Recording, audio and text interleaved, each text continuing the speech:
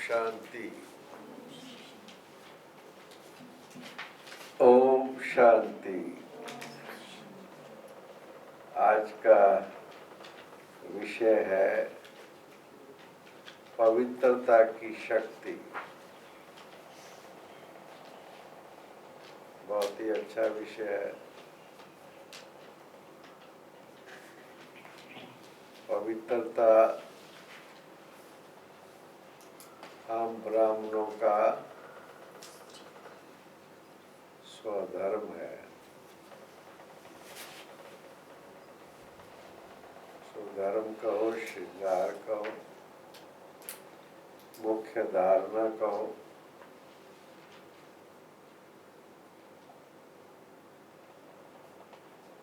हम सभी आत्माएं जब अपने स्वीट साइलेंस धाम से, परम धाम से इस सृष्टि रूपी रंगमंच पर पाठ बजाने के लिए जब पाठ बजाने के लिए सृष्टि पर आती हैं, तो हम आप सबका आदि और अनादि स्वरूप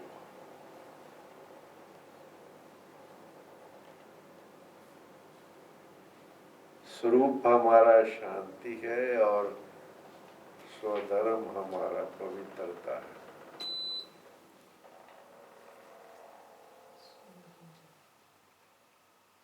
तो ये आप देखेंगे कि पवित्रता का कितनी हमारी महत्व है। आप देखेंगे कि जो हमारा आदि स्वरूप है, पूज्य देवी देवता पद जिसे हम कहते हैं, उसकी महिमा करते हुए क्या कहते हैं? सर्वगुण संपन्न, 16 कला संपूर्ण, संपूर्ण निर्विकारी। संपूर्ण निर्विकारी का भाव है संपूर्ण पवित्रता। 16 कला संपूर्ण का भाव भी यही है कि हमारी पवित्रता की हाई स्टेज वह हमारा आदि स्वरूप और स्वधर्म है। आप देखेंगे कि पूज्य देवी देवताओं के जड़ चित्रों में या मूर्तियों में भी आप ध्यान से देखेंगे तो उनको डबल ताजधारी दिखाते हैं। 2 ताज, एक है रत्न जड़ित ताज जो राजाई की निशानी है, और दूसरा है लाइट का ताज, पवित्रता की निशानी है। तो सतयुग में जो पूज्य देवी देवताएं हैं वो संपूर्ण निर्विकारी हैं और ताजधारी भी है। दोनों विशेषताएं उनके अंदर हैं। अब धीरे धीरे आगे बढ़ते हम पुनर्जन्म लेते लेते सतयुग बीता, हम त्रेता में पहुंच गए, त्रेता युग में आ गए। और त्रेता युग का गायन है 14 कला संपूर्ण। 2 कला जो कम हुई, वो कला कौन सी कम हुई? क्या कमी आई हमारे में, आत्मा में क्या कमी आई?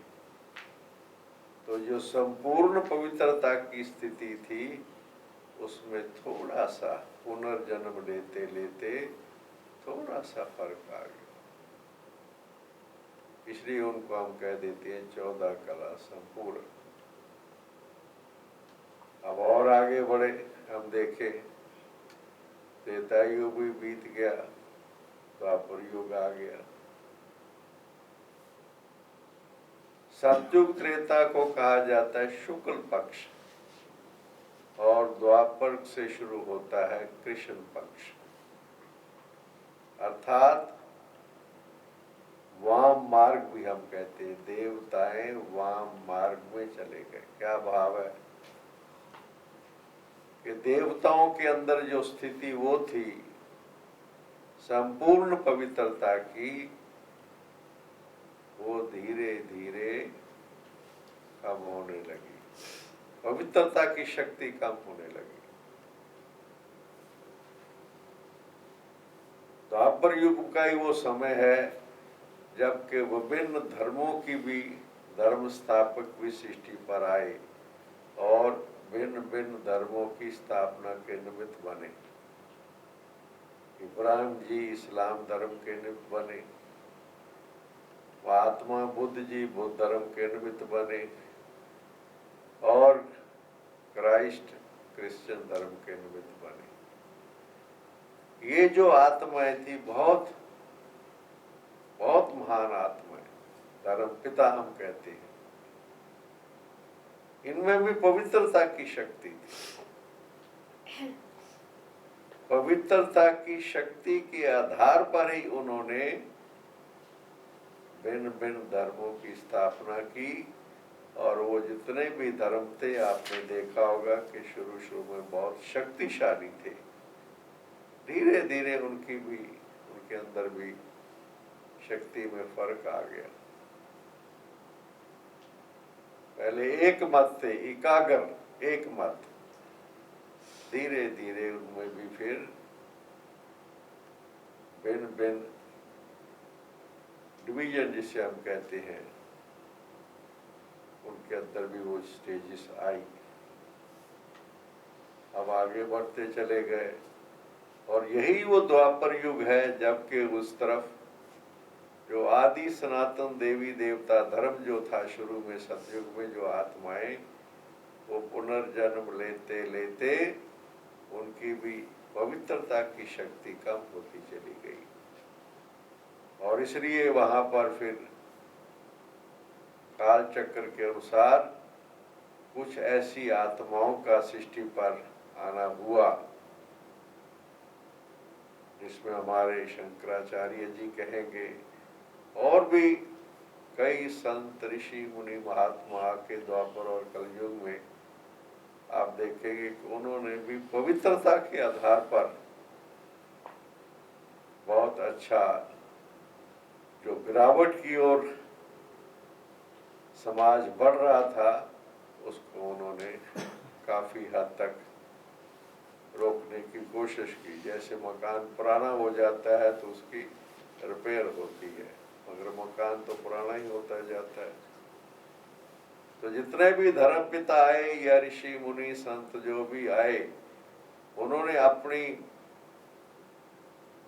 लिमिटेड पवित्रता, मैं कहूँगा लिमिटेड पवित्रता,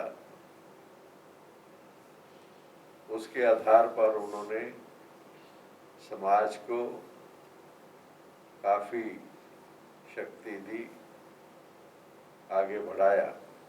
पर काल चक्र के अनुसार हम आगे बढ़ते चले गए।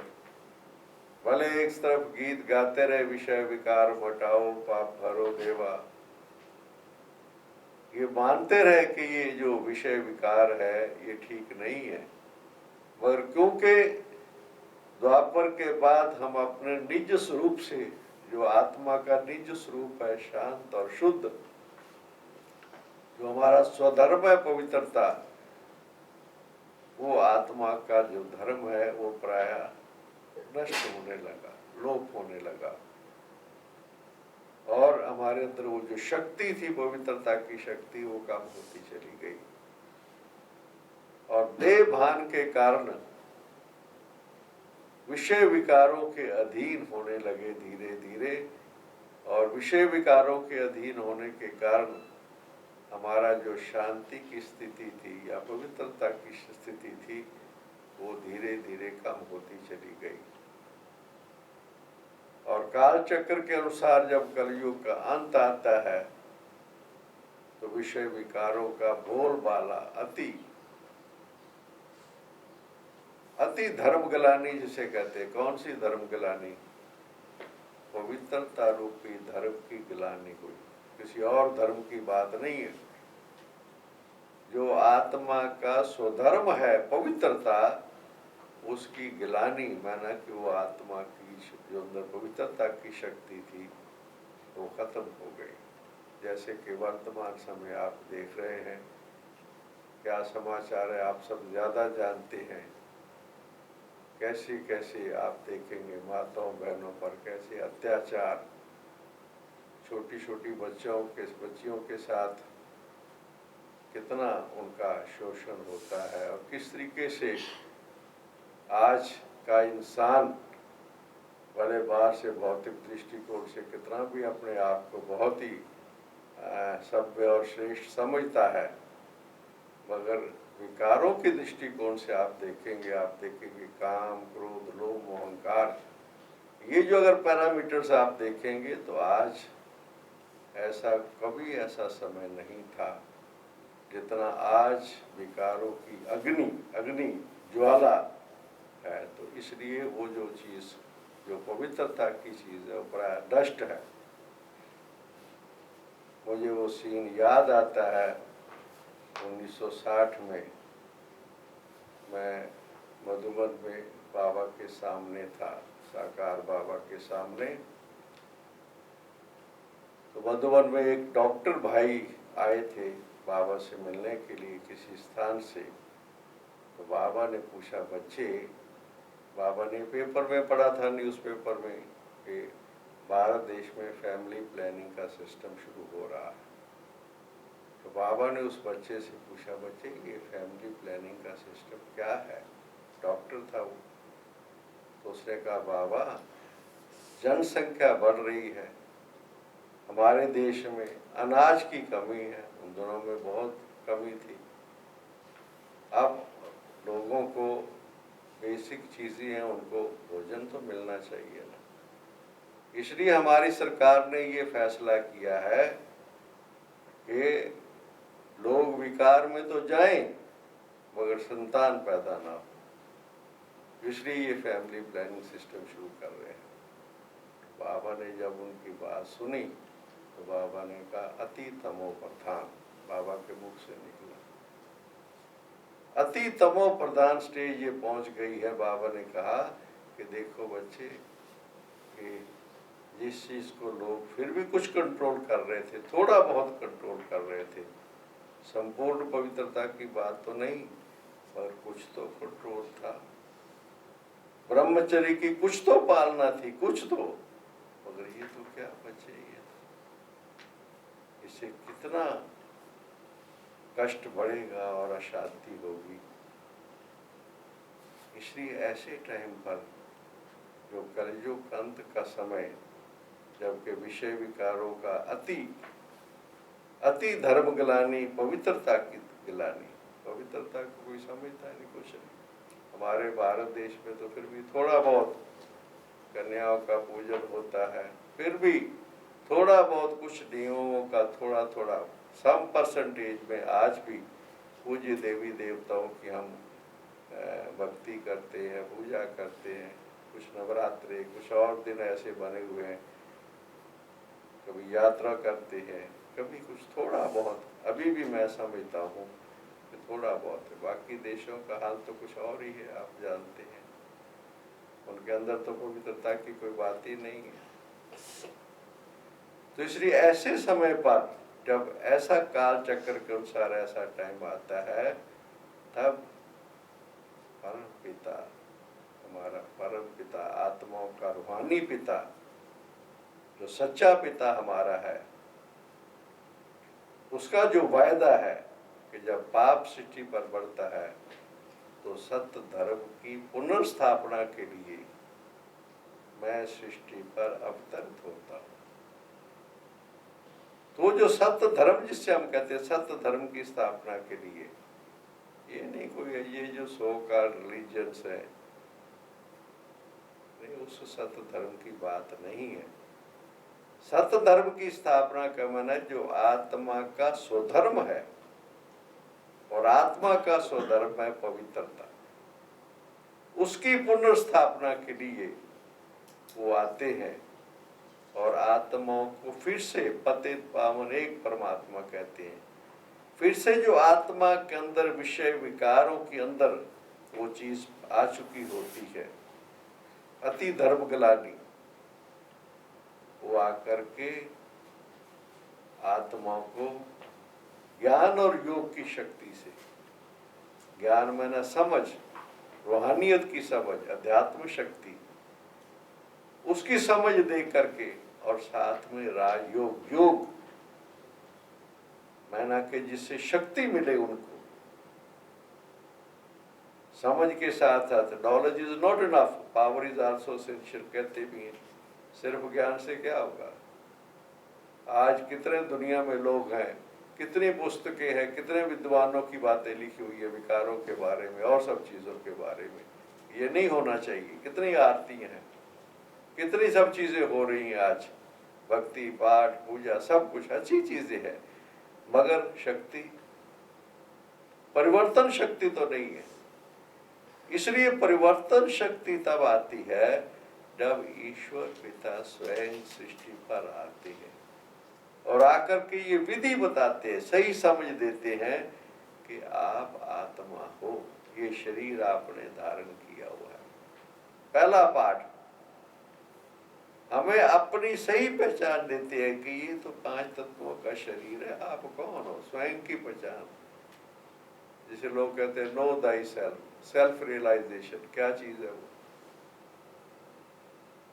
वो सही समझ देते हैं कि आप आत्मा हो और अपना सत्य परिचय देते हैं कि मैं निराकार ज्योति स्वरूप शिव पिता परमात्मा कल्याणकारी, अपने बारे में भी सत्य ज्ञान देते हैं। और वो विधि बताते हैं कि कैसे आप फिर से पवित्रता की शक्ति आप में आ सकती है, फिर से कैसे आ सकती है, उसकी विधि जो बताते हैं कि आप इस अपने बॉडी कॉन्शियसनेस में, जो देह भान में आप आ चुके हो, अपने आप को आप देह मानने लगे हो, आप इससे अपनी जो आपकी सही स्मृति है, स्वरूप की स्मृति है कि आप आत्मा है, अपने को भी आत्मा समझें और दूसरों को भी जो और भी हैं सबको देह भान से ऊपर उठ जाए कि वो भी आत्मा है। और कुटी में चमकता है अजब सितारा, सबसे बात करते हुए देखते हुए जैसे इस स्मृति में रहे, ये भी आत्मा है, ये भी ईश्वर की संतान है, सभी आत्मा है, ईश्वर की संतान है। तो ये जो स्मृति जिसे हम भाई भाई की स्मृति कहते हैं, बॉडी कॉन्शियसनेस से ऊपर की, देहभान से ऊपर, इसे योग राजयोग में अभ्यास जो क्या है, उसमें बेसिक चीज क्या चीज है, राजयोग में क्या चीज है, अपने को आत्मा समझना, मन बुद्धि को अपने 5 तत्वों से पार एकाग्र करना, जो अपना सूक्ष्म वतन या मूल वतन, जो हमारा घर, जो आत्मा के निजी स्थान है, वहां मन बुद्धि को ले जाके एकाग्र करना, ताकि वहां से जो शक्ति मिलेगी, ईश्वर से शक्ति मिलेगी, वो शक्ति जो अंदर आत्मा के अंदर आएगी, तो जो आत्मा के अंदर कई जन्मों के संस्कार हैं देहभान के और विमान होकर के विकारों के अधीन होकर के जो विकर्म के खाते हैं, वो खत्म हो जाएंगे और ये कलयुगी दुनिया बदल के पुनः सतयुगी दुनिया बन जाती है। तो ये है पवित्रता की शक्ति के आधार से सत्य धर्म की स्थापना ईश्वर पिता ही कार्य करते हैं। और वो यही समय है, ये जो वर्तमान समय जबकि ये कार्य चल रहा है, पुनः सत्य धर्म की स्थापना हो रही है, पवित्रता रूपी धर्म की स्थापना हो रही है और पवित्रता की शक्ति से ही नव सृष्टि का निर्माण हो रहा है। इस सृष्टि पर सतयुग पुनः आएगा पवित्रता की शक्ति से। कितने भाई बहने, असंख्य भाई बहने हैं आज हमारे इस भारत देश में और विदेशों में, जो अपने परिवार में रहते हैं, पति पत्नी बच्चे सब हैं, मगर ब्रह्मचर्य की पालना कर रहे हैं मन से, बल्कि ब्रह्मचर्य भी कुछ नहीं है, वो तो एक लिमिटेड है, मगर मन की शुद्धता के मन में भी, अंदर में किसी भी विकार के अंश मात्र के भी अधीन नहीं होते। इसको कहते हैं संपूर्ण पवित्रता। ब्रह्मचर्य तो एक भाग है उसका, अंश मात्र। मगर मुख्य बात है मन की शुद्धता की संदर्भ में, किसी भी प्रकार के अंश मात्र से भी अपने आप को उपराम बिल्कुल। तो ये पवित्रता की शक्ति आधार से सत्य धर्म की स्थापना का कार्य हो रहा है, पवित्रता की शक्ति से। इसलिए पवित्रता की शक्ति महान है, बहुत बड़ी शक्ति है पवित्रता की। जैसे जैसे ये शक्ति नीचे आती चली गई, सतयुग से त्रेता आ गया, द्वापर आ गया, कलयुग आ गया। मूल है पवित्रता की शक्ति। और जैसे ये पवित्रता की शक्ति फिर से इसका पुनर्निर्माण होता है, स्थापना होती है, धारणा होती है, तो ये कलयुग की सृष्टि बदल करके सतयुग की सृष्टि हो जाती है। ओम शांति।